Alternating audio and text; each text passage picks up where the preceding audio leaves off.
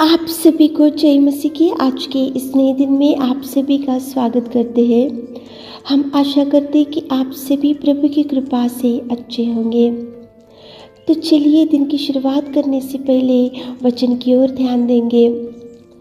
उत्पत्ति 30वां अध्याय पहला वचन।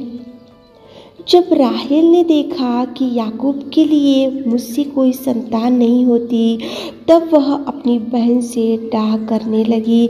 मेरे प्रियो, यहाँ पे राहेल को संतान नहीं था, राहेल का कोख बंद था, राहेल बांझपन से पीड़ित थी और राहेल देखो उसकी कोई संतान नहीं थी, लेकिन वो उसकी बहन को देखकर डाह करने लगी।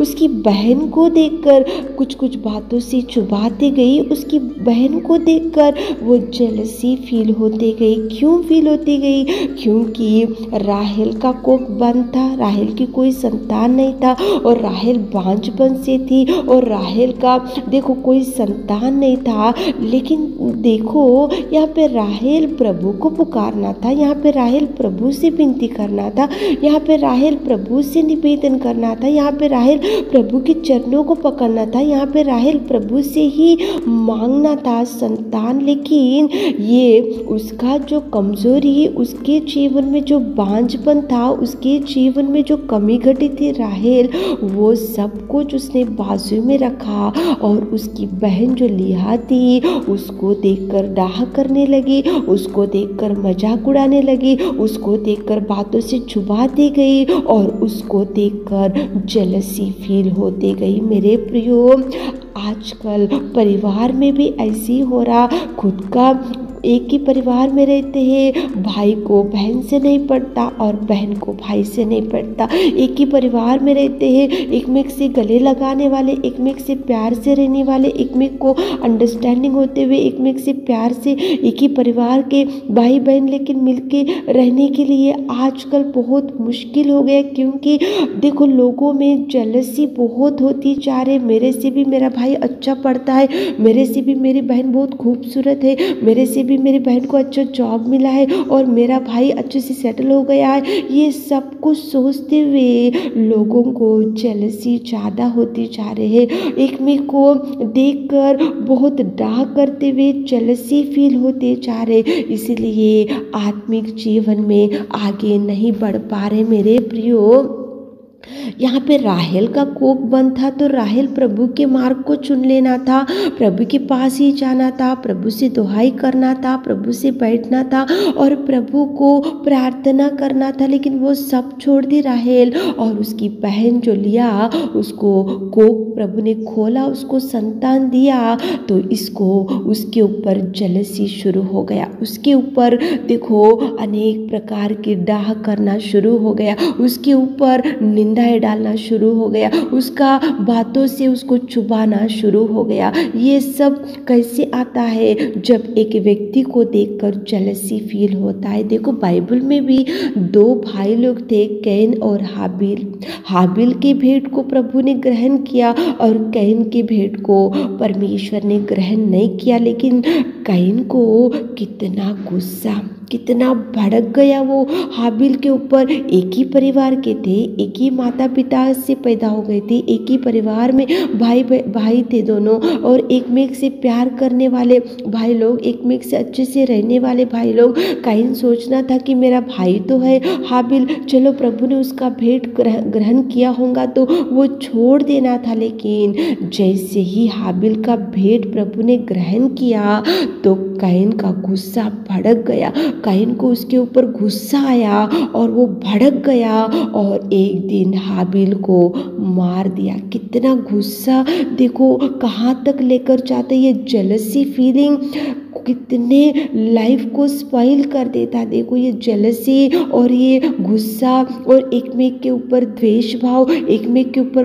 कपटी से रहना, एक में को देखकर जेलसी फील होना, और ये सब बहुत ही परिवार में नष्टों का सामना करना पड़ता। मेरे प्रियो, हाबिल को मार दिया, उसका जान भी ले लिया। एक ही कारण हाबिल का भेंट प्रभु ने ग्रहण किया, कैन का भेंट प्रभु ने ग्रहण नहीं किया, इसलिए वो भड़क गया, उसको गुस्सा आया और उसको लगा एक दिन मेरे भाई को मैं मार डालूंगा। तो उसने प्लान बनाया और एक दिन उसको मार दिया। यहाँ पे राहेल भी देखो, उसकी बहनी थी लिया, एक ही परिवार के थे, एक ही पिता के बच्चे थे, एक ही घर के थे, एक ही घर में रहने वाले थे, लेकिन देखो कितना वो राहेल इसके ऊपर गुस्सा डाह करने लगी, चिढ़ाती गई, उसको बातों से चुभाती गई। एक ही कारण जेलसी फीलिंग। आजकल लोगों में भी ऐसा भयंकर जेलसी फील हो रहे। आजकल परिवार में प्यार क्यों कम हो रहा? एक ही कारण जेलसी। उनको अच्छा कार है, मुझे कार नहीं, उनको अच्छा बिल्डिंग है, मुझे बिल्डिंग नहीं है,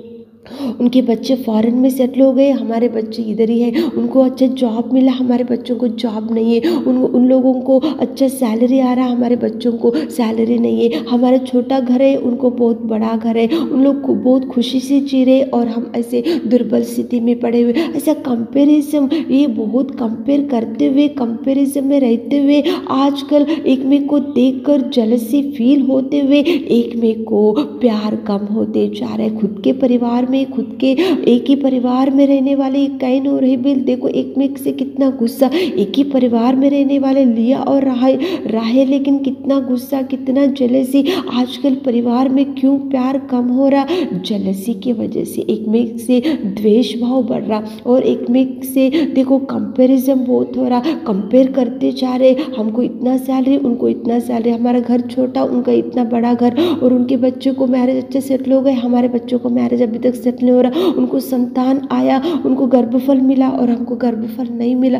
अनेक प्रकार के जेलसी में आज विश्वासी भाई बहन लोग भी रहते जा रहे मेरे प्रियो। लेकिन प्रभु आपसे बात कर रहा है, जेलसी फील मत दो। जेलसी करने से प्रभु आपके देखो कार्यों को सफलता नहीं देता, आपकी प्रार्थना का जवाब नहीं मिलेगा मेरे प्रियो। किसी के ऊपर जेलसी फील मत दो। किसी कितना भी डेवलप आपके घर वाले हो रहे होंगे तो होने दो। प्रभु आपका भी दिन एक दिन आएगा, प्रभु आपको भी देखेगा एक दिन और उनसे भी अच्छा श्रेष्ठ प्रतिफल आपको देगा, उनसे भी अच्छा उत्तम स्थान में प्रभु आपको रखेगा। लेकिन आपका भाई डेवलप हो रहा हो तो होने दो, आपकी बहन डेवलप हो रही होंगे तो होने दो, आपके ससुराल वाले डेवलप हो रहे होंगे तो होने दो, आपके मायके वाले डेवलप हो रहे होंगे तो होने दो, आपके आजू बाजू वाले डेवलप हो रहे होंगे तो होने दो। लेकिन किसी के ऊपर जेलसी मत आप दिखाओ, किसी की भी आपको कंपेयर मत करो और किसी को भी आपसे उनसे हम उनसे भी बढ़कर रहना ऐसा सोच में मत रहो मेरे प्रियो। हाबिल कैन उसको मार दिया क्योंकि हाबिल के भेंट को ग्रहण किया तो उसको गुस्सा आया, उसको जेलसी आया, उसको मन में कपट पैदा हो गया और उसको लगा कि मेरा भेंट प्रभु ने ग्रहण नहीं किया तो इसका जान ले लेना चाहिए, उसको जान से मार डाला। यहाँ पे राहेल प्रभु से बैठना था, प्रभु से प्रार्थना करना था, लेकिन वो सब उसने छोड़ लिया। को जैसे गर्भफल मिला तो इसके ऊपर जलस हो गया, उसको डाह करने लगी, उसको बातों से चुभाती गई और उसको दुख देते गई जेलसी की वजह से। ये सब कैसे होता? जलस मत दो मेरे प्रियो, किसी के ऊपर जलस मत करो। आपका दिन आएगा, प्रभु जरूर आपको उठाएगा, आपको ब्लेसिंग्स प्रभु आपको देने का दिन आएगा तो प्रभु जरूर ब्लेस करेगा। उठाने का दिन प्रभु आपके जीवन में आएगा तो उस दिन प्रभु सबके सामने उठाएगा। किसी के ऊपर जलस मत दो, किसी के ऊपर डाह मत करो, किसी के ऊपर देखो बातों से घायल मत करो। वो लोग डेवलप हो रहे तो आपका दिन भी आएगा, प्रभु डेवलप करेगा। जलसी है तो प्रभु के ऊपर माफ़ी मांगते हुए दिन की शुरुआत करो।